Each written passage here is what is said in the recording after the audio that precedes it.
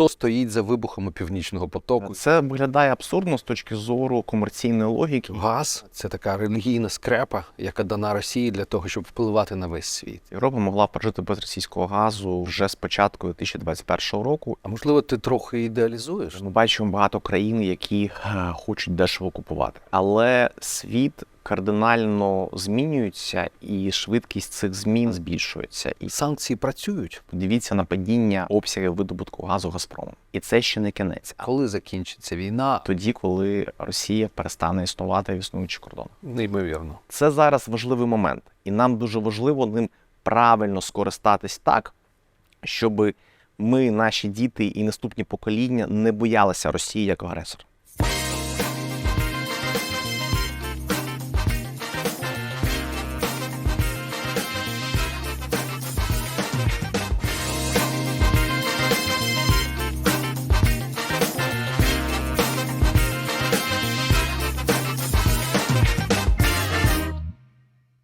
Вітаю вас всіх на каналі Київстар з новим випуском ОКТОК. І у мене в гостях, можливо, один з найталановитіших керівників українського бізнесу, а також, можливо, один з найбільш демонізованих керівників українського бізнесу Андрій Коболєв.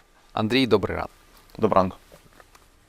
На сьогоднішній день Андрій – член наглядової ради компанії Київстар, бізнесмен і, наскільки я знаю, один з таких неофіційних лобістів інтересів України у західному світі. Андрій, зважаючи на твою багаторічну експертизу, неможливо оминути питання енергетичної сфери. Все ж таки, хто з твоєї точки зору стоїть за вибухами Північного потоку і за цим блокуванням Північного потоку? Я впевнений, що буде доведено, що це зробили самі росіяни. Чому? Тому що, якщо подивитись на весь спектр інтересантів, хто б хотів, щоб це відбулося, це найбільш вигідно співпадає з політикою саме Путіна. Я бачив заголовок «Пошкодження російського газопроводу в інтересах Російської Федерації». Якось абсурдно це все ж таки. Це виглядає абсурдно з точки зору комерційної логіки і людей, які не хочуть довести всьому світі, що вони якісь там головні автократичні лідери і вони керують всіма. Якщо подивитись на довгу історію того, як Путін розбудовував газовий сегмент, то газовий сегмент, він є фактично його важелем впливу, щонайменше він його таким вважає.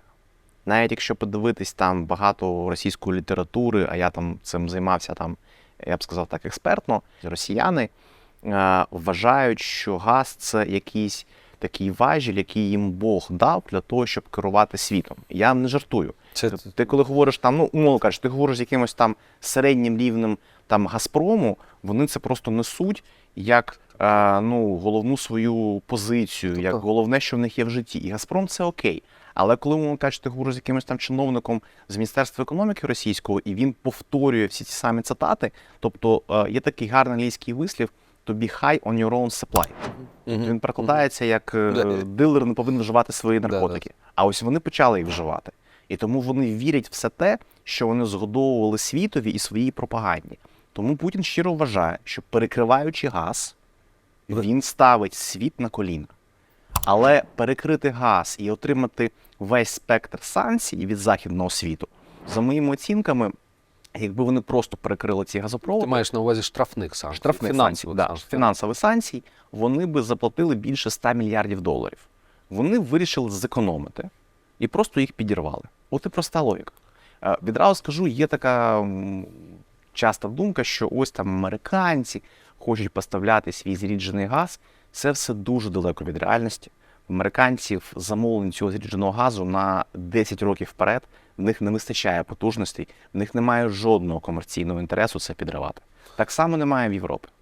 Шляхом виключення залишається питання, як кажуть теж так само в російському анекдоті, а хто буде мухлювати, того будемо бити по наглій рижій морді. Ось це саме про цю ситуацію. Вибач, але після аварії, після блокування Північних потоків є тільки єдиний канал транзиту, такий великий транзит-канал через Україну. Україна і була найбільшим, тому що за нашою потужністю виходу в країни Європи ми перевищуємо 140 мільярдів кубічних метрів. Обидва північні потоки, акцентую увагу, навіть якби другий було запущено, це 110. Ми завжди були і залишаємося найбільшими. Ні турецький потік, який наразі працює, ні польський коридор і близько не можуть порівнятися за своєю потужністю з нами.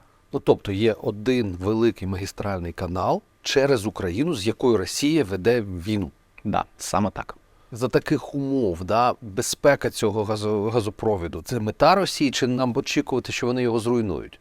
Ну, якщо ти подивишся на історію військових дій Росії навколо українського ГТС, то з 2014 року я персонально відмічаю, не як військовий експерт, а як працівник вже колишньої газової галузі, що росіяни вели себе в цьому напрямку обережно, як мінімум.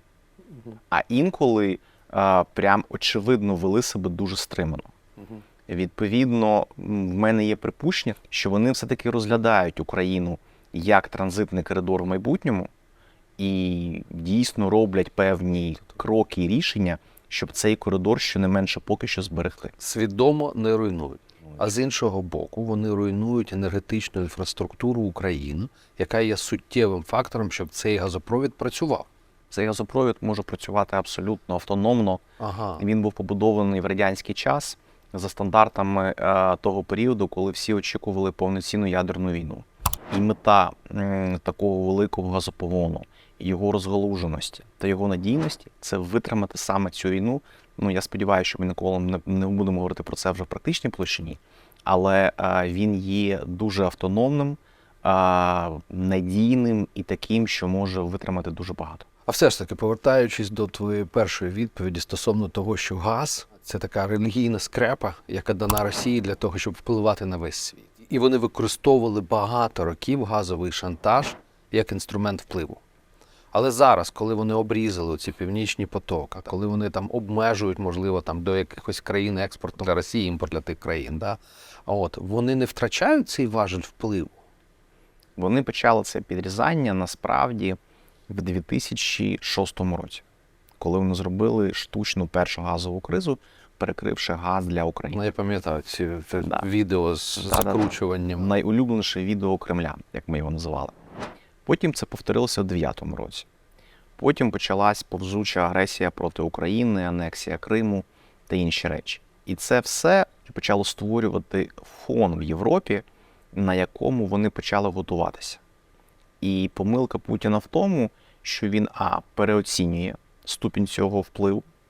Друге, він не врахував, наскільки ринкова економіка більш мобільна і більш ефективна від керованої, як в нього. Ринок банально приготувався. І я впевнений, що найближчим часом ми побачимо втрату Росією, якщо не повністю всього енергетичного ринку світу, але його дуже значної частини. Європа, Німеччина, перш за все, досить швидко оговталися. Навіть був такий, досить пафосний репорт про те, що вони вже майже не залежать від російських енергоносіїв. Це ситуативно, тому що ми між двома сезонами, чи це вже дійсність? Що наступного року Європа може прожити без російського газу? Я вважаю, що Європа могла прожити без російського газу вже з початку 2021 року, і це саме та логіка, яку в наших розмовах з закордонними партнерами ми активно пояснювали і просували. На це є декілька досліджень, і найбільш песимістичне з них говорило наступне. Якщо буде найгірший сценарій, то повна відмова від російського газу буде практично для європейців означати одну річ, що всі громадяни Європейського Союзу повинні будуть зменшити температуру в своїх оселях протягом цієї зими на 1 градус. Ось величезний важіль Путіна, він весь трансформувався в 1 градус. Чи критично 1 градус? Це неприємно, це факт. Але це не смертельно. Я про це казав багато в різних дискусіях в Україні, коли нас там лякали, там Андрій, без газу всі помруть. Я завжди казав, ніхто не помре. Апокаліптичний погляд на питання газу. Газ – це дуже важливо, це комфорт, але це не є питанням життя і смерті. Я в останні вихідні заїхав провідати свою квартиру на Харківському масиві. У мене 14 градусів в одній з кімнат. Тобто 1 градус, я розумію, це не така вже велика і проблема. Я тобі скажу, я зараз дуже багато часу проводжу за кордоном і часто буваю там на різних зустрічах, і час від часу вони відбуваються, особливо в післяковідний період, в приватних оселях. Ти заходиш в якийсь там будинок, умовно кажучи, там в Лондоні. І так стоїш і думаєш, а в вас так само газ перекрили? Чи що трапилось? Да. Чи що трапилось? Що мені кажуть, ось теплі капці, ось ковдра, ми так економимо, тому, будь ласка, і думаєш, ну, окей, Нормально. нормально. Нормально. Мета цієї боротьби – це досягнення нашої перемоги у війні. Але з точки зору повної перемоги, я вважаю критично важливим позбавити Росію можливості впливу подібного у майбутнього, навіть на рівні психології. І для цього, я вважаю, дуже було правильно і доречно зробити так, щоб не просто Росія припинила постачати енергоносії, щоб вона на цей ринок не могла повернутися. Тобто це санкції, які будуть діяти досить довгий період часу, навіть після Я думаю, що санкції після війни довго не зможуть втриматися. Нам потрібно досягнути в першу чергу психологічного ефекту на Заході, коли люди на Заході зрозуміють, а це, між іншим, співпадає із обраною стратегією зеленого переходу. Відповідно, дивіться, в нас є агресор, якого, на жаль, не будемо там вказувати пальцем, там, умовно кажучи, світ виростив, спонсоруючи його військову машину, оплачуючи шкідливі енергоносії. А чи не є зараз ця ситуація ідеальним приводом відмовитися від енергоносіїв від агресора, що він не зміг бути агресором в майбутньому, і б, зменшити викиди шкідливих газів, щоб врятувати планету від глобального потепління.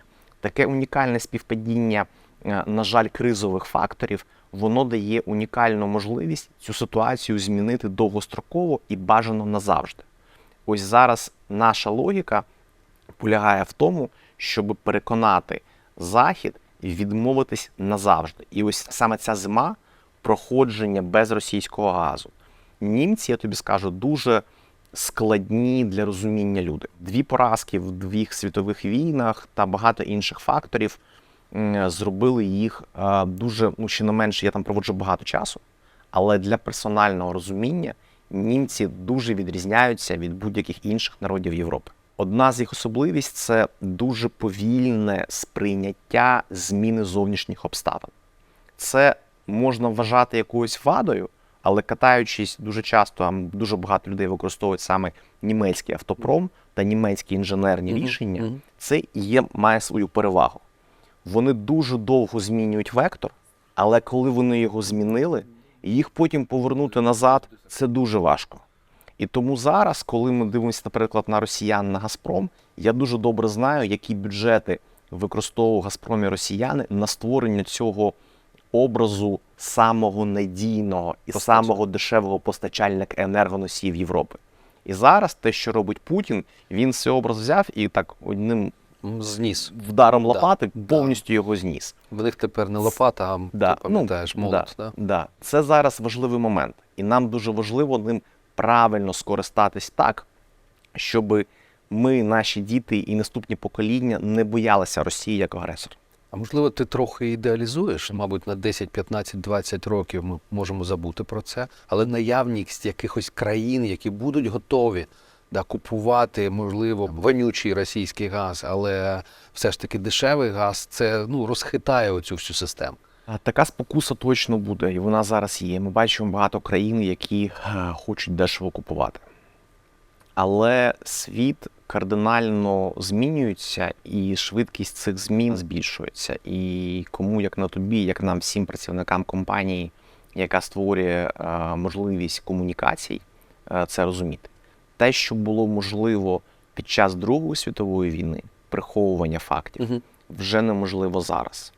Ту кампанію суперефективну, без там жодних лестощів, наше політичне керівництво ведуть найбільш ефективну інформаційну кампанію глобально у всьому світі, пояснюючи українську ситуацію та війну Росії проти України. Якщо закордонні і західні виборці зрозуміють, що вартість дешевого газу – це в майбутньому ризик життю їх дітям, питання дешевого газу буде знято на дуже багато років. Клас.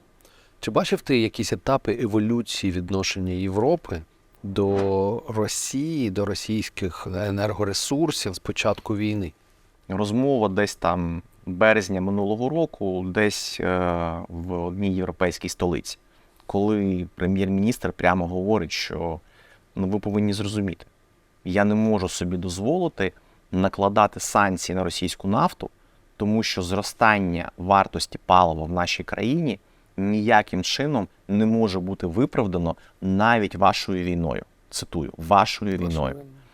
Цієї людини вже немає на цій посаді.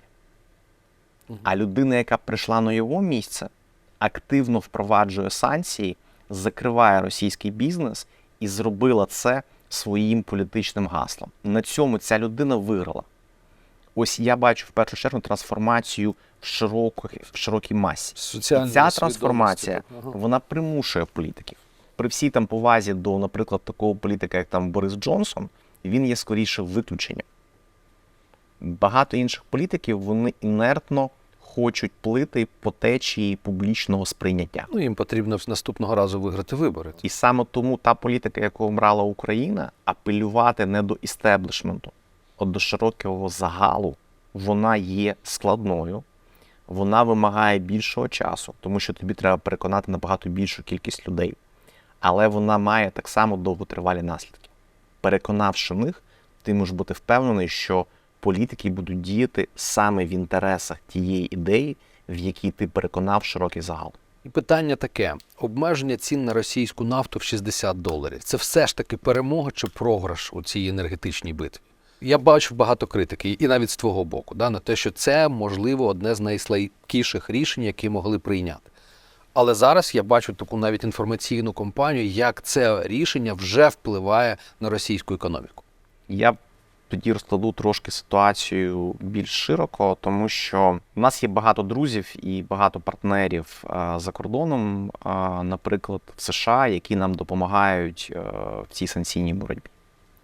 Очевидно, що без санкцій США будь-які економічні санкції в глобальному масштабі працюють дуже погано. Тобто вони є лідером цього процесу.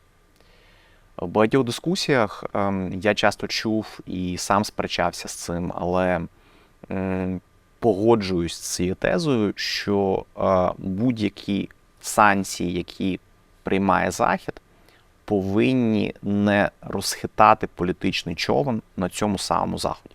Повертаємось до тези, що ми апелюємо до широких мас.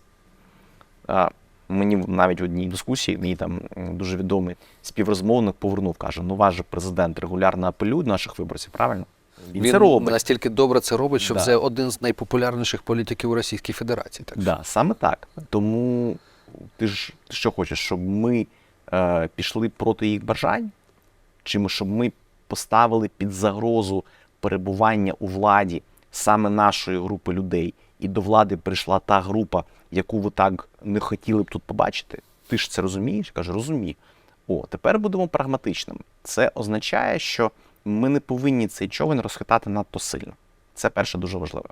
Тому, якщо ви хочете досягнути безповоротного усунення російських енергоносіїв з нашого енергобалансу, ми повинні зробити це так, щоб ціни не пішли надто високо. А розмова ця відбувалася за 2 місяці до виборів в Конгрес США, який, між іншим, якраз зараз провладна сила, за оцінками багатьох політичних експертів, по суті, виграла.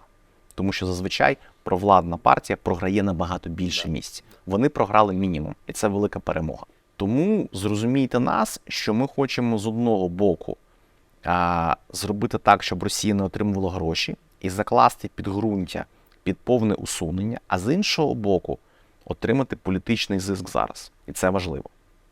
Тепер, як це практично вплинуло на рішення щодо стелі? Ідея, яку я вважаю в цій ситуації найбільш ефективною, це так звані escrow-рахунки. Що таке escrow-рахунок? Це коли гроші від поставленої нафти на Захід приходять в банк, там вони акумулюються на окремому рахунку, тобто вони арештовуються. Спеціальний рахунок. Да. Спеціальний рахунок і не віддаються повністю. Таким чином, по-перше, ми створюємо певний пиріг для того, щоб була можливість говорити окей, коли війну закінчите, в ідеалі програєте, і коли ви розрахуєтесь повністю на економічну шкоду, яку ви несли Україні та іншим країнам, якщо щось залишиться, теоретично це може бути вам повернено. Другий важливий момент – ці гроші можуть бути використані і повинні бути використані для майбутнього відновлення саме нашої економіки. Тому що я думаю, що ця історія, вона абсолютно реальна, і вона точно буде мати місце рано чи пізно. Вона досягає ефекту неотримання грошей росіянами. Чому я вважаю, що в цій ситуації немає безпеки повного перекриття постачання ресурсів? Перше, це неможливо зробити технічно. Зробивши це повністю, Тобто шкода... таке ембарго, як з Іраном, воно не реалізується. Ембарго Ірану, якщо вивчити деталі, воно все одно передбачає продовження виробництва. Якщо ти знаєш, що Іран є найбільшим власником плаваючих на одному місці танкерів, куди вони цю нафту постійно відвантажують. Передають, їм час від часу дозволяють. Але навіть Іран, при всій їх такій політиці жорсткої конфронтації, він не зупинив повністю виробництво. Тому в повну зупинку виробництва я не вірю. Тепер, якщо подивитися на цей ідеальний сценарій, на Заході прийшли до варіанту цінового обмеження. По-перше, цей варіант активно лобіювали проросійські, я б сказав, так, агенти впливу. Я навіть якісь російські шпіони, але в Європі досі залишається декілька країн, які дуже активно допомагають росіянам відходити від санкційного тиску, скажімо так. І якщо подивитися саме на процес цих перемовин, то, на мій превеликий жаль, він відбувався саме за тим сценарієм, який ми пояснювали західним партнерам. Як тільки ви увійдете в перемовини щодо або цінової стелі, або спеціального податку, вас втягнуть в довгу розмову щодо рівня. І саме так сталося. Тому що всі ходили і говорили, а чому 60? А давайте зробимо 58. А давайте зробимо 62. Коли виходить якийсь експерт і говорить, ви знаєте, я вчора порахував, не 60. 60,3. Це історія, яку неможливо завершити. І ти можеш цим займатися дуже довго, без жодного результату. Слава Богу, що в результаті було отримано хоч якесь рішення. Воно було дуже компромісним, дуже важким. Тому я цю ідею вважаю неефективною до кінця. І хотів би побачити повернення до ідеї, коли Росія буде отримувати нуль. Тому що вважаю, що вона виконує ті вимоги, які перед собою ставить Захід. Вона просто вимагає більшої консолідації. Але з позитивного, мій улюблений приклад з бізнесу, з різних трансформаційних процесів, коли ви хочете вмовити людину займатися спортом, у вас є звичайно бажання, щоб вона відразу побігла марафон. Якщо вона хоча б стала о 7 ранку і пробігла 3 кілометри, відчула смак перемоги. І так місяць. Можливо, це краще, ніж відразу марафон. Тому наші західні партнери обрали шлях, прокинулись 3 кілометри, попили води, готуємось до марафону. Я дуже сподіваюся, що ми зараз знаходимося саме в цьому процесі. Я також. Я думаю, що це такий час для того, щоб трохи диверсифікувати свою залежність. Всі адаптуються. Будемо сподіватися, що саме це така повільна, але ефективна адаптація. Я знаю, що ти зараз працюєш у команді лобістів та займаєшся питанням санкцій. А які твої фокуси у цій роботі? Мій пріоритет – це газ та нафта. І моя стратегічна мета – зробити так, щоб найближчим часом ми побачили Росію на рівні максимум 20% від того рівня, який був до війни. Суттєво. Газ, нафта, ядерною енергетикою не займаєшся? Це ж також досить великий експортний потенціал Росії, а також навіть це, можливість тримати деякі країни. Не хочу казати за що. Я вважаю, що ядерна енергетика зараз має унікальну можливість для повернення собі того місця в глобальному енергетичному балансі, яке в неї було незаслужено відібрано політиками через ризики і страхи катастроф, аварій та тих речей, про які ми, українці, так само можемо багато сказати. І ядерна енергетика без ризику того, що ця тенденція буде відмінена, наразі знаходиться в стані такого ренесансу. Ось цей ренесанс може дозволити Європі та іншим країнам дуже швидко реально відмовитися від російських енергоносіїв, не замінюючи їх такими ж іншими носіями, які мають шкідливі викиди в атмосферу. Ну, тобто, твій підхід, ядерна енергетика – це альтернативна енергетика. Я не люблю слово альтернативна, тому що я не розумію до кінця його значення, бо воно надто заїжджене, так само як зелене. Якщо знаєш, зараз є там ця ідея з водним, я одразу скажу, я є водневим песимістом. Але ти приходиш на зустріч, тобі говорять, дивіться, в нас є водень там 7 категорій. Є зелений, є блакитний, є синій. Останнє, що я чув, це коричневий. Я кажу, я навіть не хочу питати, Це вонючий водень, вибач. Я не хочу питати, що ви збираєтеся обробляти. Давайте просто відкладемо це, всі ці градації, залишимося. Мені зрозуміло, там, як людині, там, я маю певну там освіту в точних науках, водень. Водень, мені концепція зрозуміла. Що таке зелений водень або синій водень, я розумію, до чого ви це пояснюєте, але я з цим до кінця погоджуюсь. Тому енергетика ядерна є наразі одним з найбільш чистих джерел енергії. І якщо подивитися на розрахунок того, як повинен виглядати енергетичний баланс світу у випадку повного зеленого переходу, ядерна енергетика в цьому балансі повинна грати роль щонайменше в розмірі 15%. Без неї це просто неможливо технічно, тому що інші відновлювані джерела, вони не можуть забезпечувати певні функції балансування, які наразі забезпечує газ. І проблема ядерщиків була в тому, що вони програли конкуренцію з газовими та нафтовими людьми, які говорили, дивіться, це дуже небезпечно, а давайте поки що газ. Традиційні, перевірені. Да. Але відповідь прагматична, але ж газ вбиває нас повільно, без жодного сумніву, тому що він точно збільшує температуру в атмосфері, він точно нас рано чи пізно вб'є. Атомна енергетика є свої ризики, однозначно є, але якщо нею правильно керувати, в моменті вона не вбиває. Тому давайте вчитися керувати тим, що важко, і не йти по більш простому і комфортному шляху, коли ми покладаємося наразі на газ та нафту і говоримо, а ви там зробіть ще там нову технологію якусь, там щось поновіть, там забезпечте, а потім ми до вас повернемося. Це класична гра екстенд та претенд, в яку, на жаль, світ грався надто довго. І зараз є можливість від цієї гри відмовитися і прагматично повернутися до того, що нас не вбиває, чим ми вже навчилися, як я вважаю, керувати. Санкції працюють, тому що, безумовно, такі очікування, вже 9 пакетів, Європа прийняла санкції стосовно Російської Федерації. Є якісь очікування, що ось там новий зашморг там на шиї Росії, це повинно допомагати. Але що ми бачимо? Ми бачимо активну фазу війни, ескалацію, ми бачимо достатню кількість ресурсів. Вони працюють. Санкції точно працюють і працюють дуже сильно. Ось такий простий аспект, як кількість аварій, відмін та зупинків авіарейсів в Росії.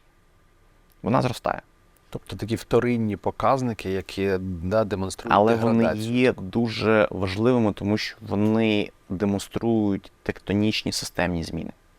Якщо ти не можеш ремонтувати глобально свої літаки, в тебе є серйозна, критична системна проблема. Так само в енергетиці. Подивіться на падіння обсягів видобутку газу Газпромом. Воно шалено. Воно близьке до 20%. Це великий показник? Це дуже багато. Для газової компанії це може вважатися, в принципі, катастрофою. І це ще не кінець. І це ще не кінець. Але, важливе але, тут треба бути, мені здається, реалістами і при всій повазі до роботи, яку ми всі робимо, я мало вірю в те, що втрата доходів сьогодні чи завтра змінить щось в Росії. Чому? Тому що, якщо подивитися на більшість людей, які голосують там, в їх житті ж реально мало що зміниться. Вони і так живуть, вони не торкаються всього цього великого багатства, яке приносить російській економіці енергоносії. Це прерогатива еліти. Тому, щоб створити вплив, який дозволить нам досягнути нашої мети, тобто перемоги в війні, нам потрібно мати кардинальний вплив. І саме тому я є прихильником ідеї незворотності. Я сподіваюся, що в елітах залишились люди, які зрозуміють, що коли вони втратять цей ринок назавжди, в їх розумінні, що таке назавжди, тоді, як на мене, є вірогідність певної зміни. Я дуже мало вірю в якісь там революційні настрої чи бунти в Росії. Мені здається, що для цього треба витратити набагато більше часу. Зрозуміло. Ти архітектор найбільшої перемоги України у стокгольмському арбітражі. Не тільки ви перемогли, ви ще й стягнули ці гроші. З твоєї точки зору, які шанси України все ж таки стягнути з Російської Федерації збитки за заподіяні оцією війною втрати? Одразу скажу, що я тоді діяв від імені юридичної особи. Да, Так само це може бути юридичної особи, але з іншого боку буде суверен. Я вважаю, що в цьому процесі в нас є дуже високі шанси на успіх. Вони будуть пов'язані і будуть деривативом шансів нашої перемоги, в яку я вірю дуже сильно. Особливо усі новини останні в сфері військової співпраці з Заходом говорять про те, що з точки зору, наприклад, тої самої зброї, є так само тектонічні зсуви, а це критично важливим фактором нашого успіху. Я вважаю, що Україна отримає повну компенсацію. Тобто ти дуже оптимістично. Як прискорити цей процес? Ми бачимо багато комерційних арбітражів, які навіть коли їх виграли, ще десятиріччями ти шукаєш шляхи, як отримати ці. ЮКОС, як приклад. Да? Тобто там 57 мільярдів, але ж жодного долару ніхто ще не отримав. Та як прискорити оцей процес? Треба прискорити нашу перемогу. Наша перемога не автоматично, але вона точно одним з своїх наслідків буде мати стягнення грошей у вигляді компенсації за нанесену шкоду нашій економіці та багато інших втрат, які, на жаль, ця війна Росії проти України принесла нам, як країні, яка стала її об'єктом. Трохи про газовий ринок України, про енергетичну ситуацію в Україні. Пан Чернишов, Олексій Чернишов, новий очільник «Нафтогазу», задекларував декілька пріоритетів. Перший – це реструктуризація боргів, відновлення роботи наглядової ради, забезпечення достатніх обсягів газу для проходження опалювального сезону цього року. Я розумію, що там є дефіцит якийсь, а також наступного року збільшення власного видобутку, щоб зменшувати долю імпорту. Ти б щось додав на сьогоднішній день до таких верхньорівневих пріоритетів? Послідовність. Нам потрібно в першу чергу забезпечити достатність енергоресурсу. А короткостроково? Ця зима, наступна зима? Короткостроково і довгостроково.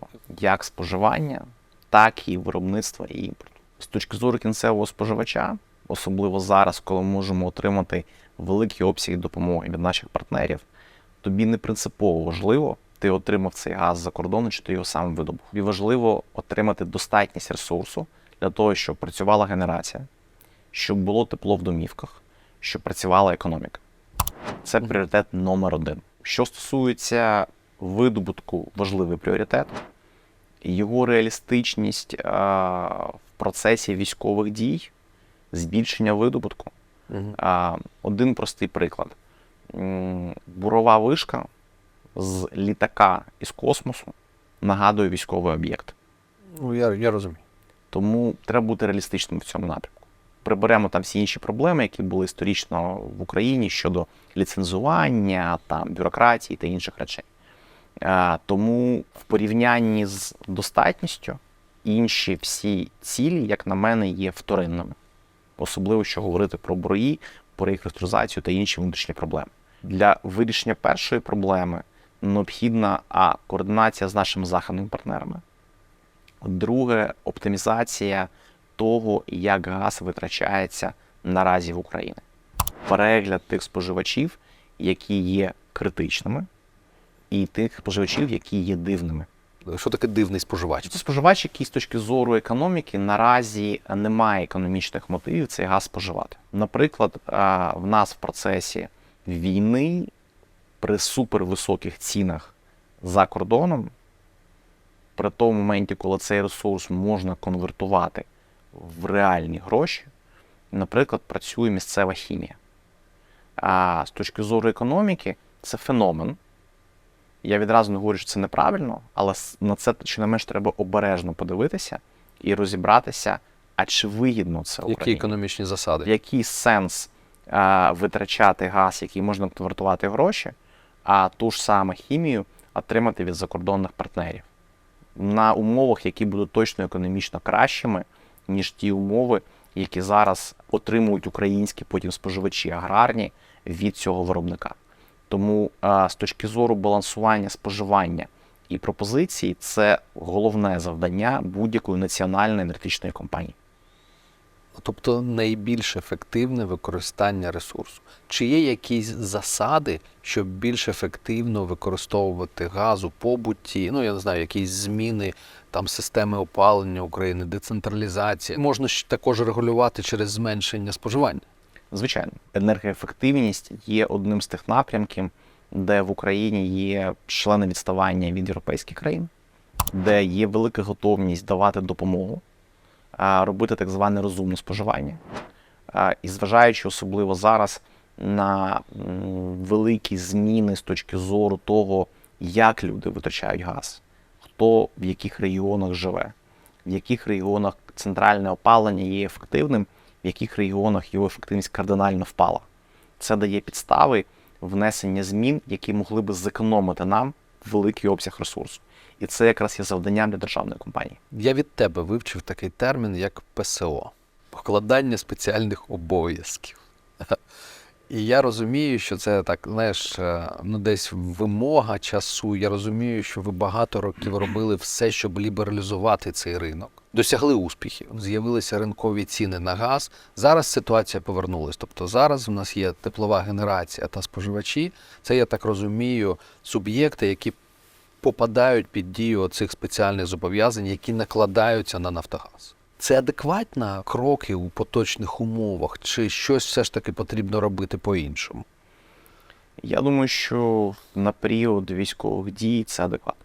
Зміна структури ринку, трансформація, впровадження ліберальної моделі під час того, коли вся країна гуртується навколо військової потреби, як на мене, є точно не пріоритетом. Це не потрібно повністю ховати.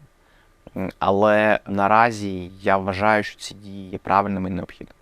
Незважаючи на те, що теплогенерація може використовувати вугілля. А як проконтролювати? Ну, тобто є дешевий газ, є вугілля. Як це все балансується у реальному житті? Контроль того, як витрачається газ, і повертаючись до тези про використання, наприклад, газу хіміками, є важливою функцією. Але я завжди був противником такого підходу: ой, ми це не можемо проконтролювати, тому давайте цього не робити. Це неправильно. Давай порівняємо газ з вугіллям. Я розумію, що зараз питання навколишнього середовища не є пріоритетом, але є інші пріоритетні питання. Це достатність і безпека постачання. І тут я тобі скажу, що газ виявився і проявляє себе як дуже надійне джерело.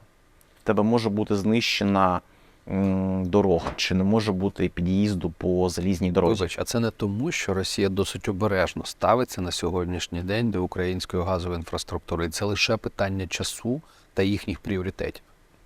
Так може бути. Я не хочу казати, що це неможливо. Але з точки зору, якщо ти пам'ятаєш там фразу про те, як будувалася наша система, вона планувалася в радянський час таким чином, щоб вона пережила ядерну війну. Тому знищити газову систему так само дуже важко. Особливо, якщо вона буде працювати не в транзитному режимі, а в режимі постачання газу тільки споживачам України. Там інші тиски, там простіше, умовно кажучи. Там менші вимоги до компресорної групи. Тому це теоретично можливо. Але наразі газ є, і він є часто там, де немає вугілля. Відповідно, якщо це так, і нам потрібна генерація, і нам потрібно доставити джерело енергії будь-яким чином, то газ інколи може бути єдиним варіантом. Саме тому я вважаю, що ПСО та регулювання цього питання наразі є правильним і адекватним механізмом. Зрозумів. Твоє розуміння, коли закінчиться війна, або коли Росія за своїми економічними та військовим потенціалом не зможе вести таку велику конвенціальну війну в Європі? Це гарне формулювання. Тут я прихильником є класичної української теорії. Тоді, коли Росія перестане існувати в існуючих кордонах. Скільки в нас займе часу, щоб змінити це, мені важко сказати. Я б не робив тут прогнозів, тому що мені вони видаються надто легковажними. Не думаю, що це буде дуже швидко, на жаль. Перед нами великий і ресурсний опонент, який відомий тим, що історично воював довго. Я на початку військових дій зробив такий аналіз, дуже примітивний. Я взяв з інтернету всі відносно очевидні зовнішні війни, які воювала Росія, там, здається, з 15-го сторіччя, щось таке. Я прибрав звідти там якісь там завоювання Сибіру, які були там дуже довгими, чи якісь дуже короткі моменти. І цей аналіз вказує, що середня війна, яку воювала Росія за цей період, вона за терміном перевищує 6 років. Я зробив із Вікіпедії трохи інший аналіз. Я взяв війни 20-го сторіччя між більш-менш рівними суперниками. 7 плюс років. Тому, знову ж таки, я б не хотів екстраполювати цю цифру в нашу дискусію, тому що я сподіваюся, що в нас якраз є дуже сильна перевага. Надання нам економічної та військової допомоги робить нас дуже сильною країною наразі.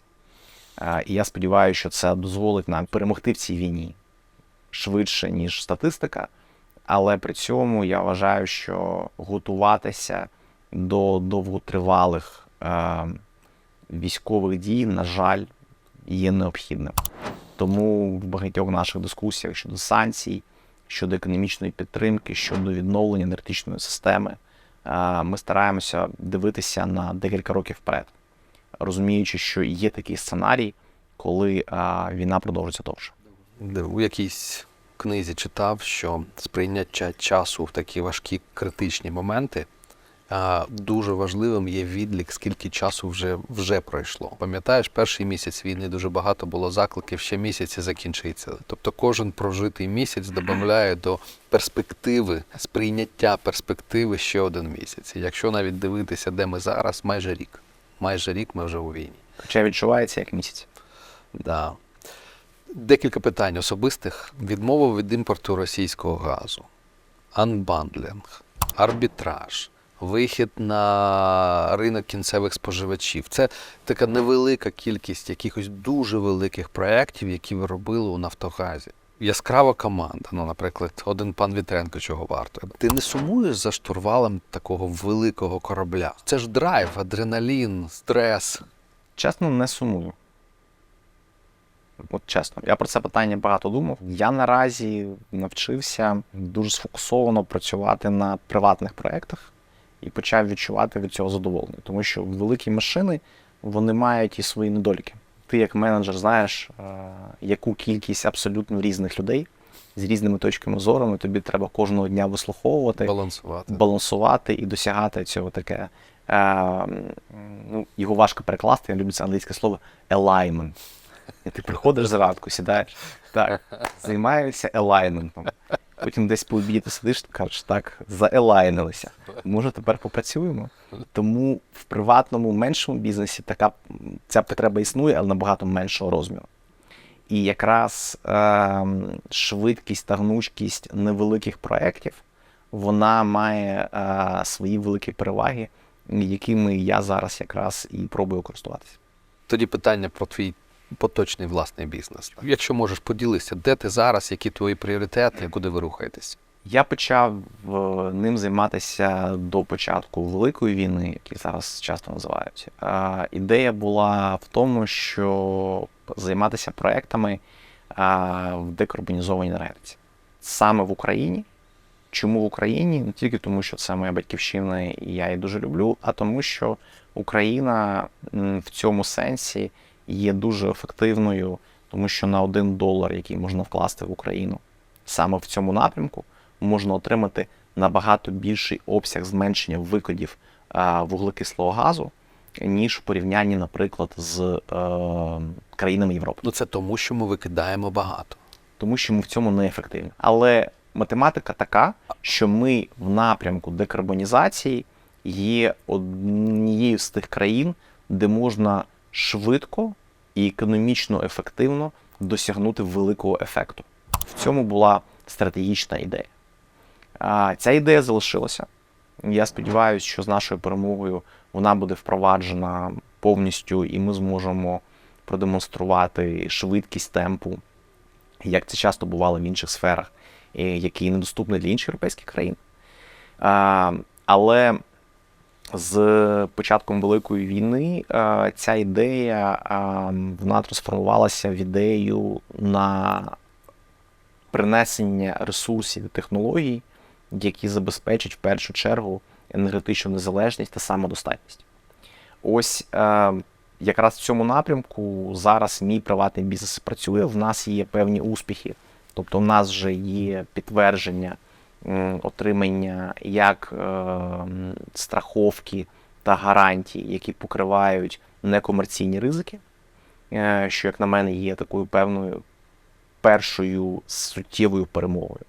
І амбітна мета – це найближчим часом реалізувати проект, який в розмірі грошових вкладень буде складати щонайменше $15 мільйонів по інвестиціях в реальний актив, який забезпечить генерацію додаткової енергії в Україні. Тобто це генерація чистої енергії, Так. де є якийсь механізм, декарбонізація дає можливість отримувати пільги, наскільки я розумію. Пільги тут не є метою, тут є мета отримання саме чистої енергії, тому що діюча реальність на міжнародному енергетичному ринку така, що якщо раніше це стимулювалося через отримання певних компенсацій, то наразі в світі є стабільно зростаючий попит на чисту енергію. Я приведу приклад. Той самий метан в трубі, якщо його розділити на ці так звані категорії, зелений і незелений, різниця в ціні, яка пропонується ринком, це не державна ціна, це ринкова ціна, є супервисокою. Наприклад, вона досягала там більше, ніж $5000 за 1000 кубічних метрів. Ого. Тільки якщо ти пропонуєш саме той Зелений. метан, який так називається біометан. Він був вироблений з відновлюваних ресурсів, тобто це не видобутий з землі Газпромом, а це, наприклад, відходи аграрного виробництва в Україні. Це просто один з прикладів. Тобто зараз ринок глобальний сам пропонує премію. І якщо ти можеш задовольнити цю потребу, ти отримуєш доступ до платоспроможних клієнтів, які готові платити за можливість говорити своїм споживачам, що в енергетичному міксі нашої продукції ми використовуємо тільки ті джерела, які не збільшують температуру нашої планети. Раніше це здавалося неважливим, але моє спостереження і моє очікування, що саме ця теза в майбутньому для цього нового покоління Z стане критично важливою.